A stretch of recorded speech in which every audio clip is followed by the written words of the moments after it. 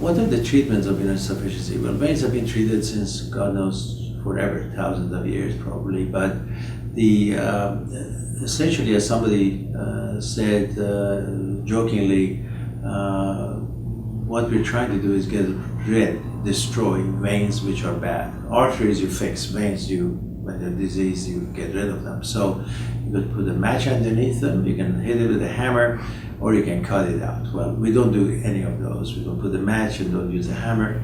But so what do? We use the most modern treatment of venous disease, and that's the reason why, in fact, I've been very excited in treating venous disease for the past 18 years. Is that the new technology? It is done in the office, all in the local, without any general anesthesia, with minimal pain or discomfort and no pain, essentially after surgery. So, what are the treatment options available? My favorite is laser. If the veins are big, you just put a very small catheter inside the vein and you put the laser and never close it. Now, there are other treatment options, like radio frequency, that uses a slightly larger catheter. That's why I don't like it, because that is associated with more pain. Then, of course, there is glue called VenuSeal. That's the newest thing out.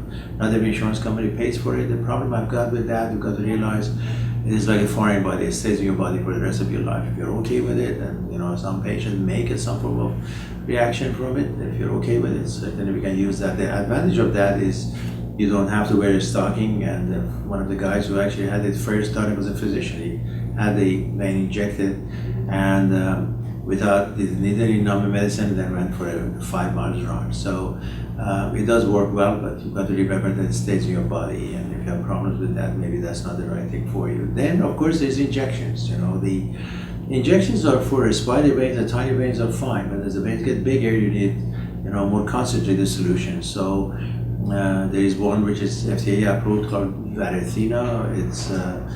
It's like a shaving cream. You inject it inside the vein, and it traumatizes the vein, makes it close. It's again depends what kind of vein you have, where it's located. That's the technology we use. There are other things called Clarivan, which uses the combination of the chemical as well as beats the vein, traumatizes it, and also puts some chemicals so that they can close the vein. Clarivan is okay, in my opinion. It has had probably about 30% recurrence rate.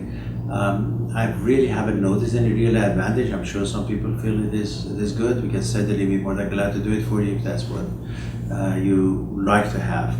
But Clarivan again is another one. There are some newer technology coming out, such as freezing the vein, or even using sound waves on top of the skin and destroying it. Recently, we bought some very good topical laser, which was for cosmetic for your leg, whether it's sunspots or spider veins.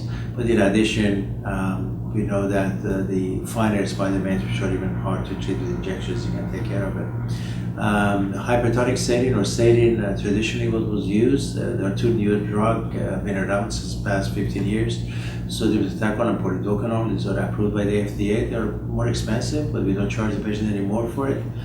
Charge them the same essentially as the saline injection. To me, they have a much better result in that they don't damage the skin, and they're not quite as painful. So as I mentioned earlier, I try to use the best product which is out there.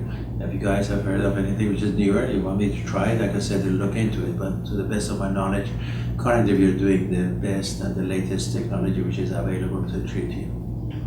Scarless Vein Care by Dr. Kamran. Call for your free consultation and learn more at scarlessveincare.com.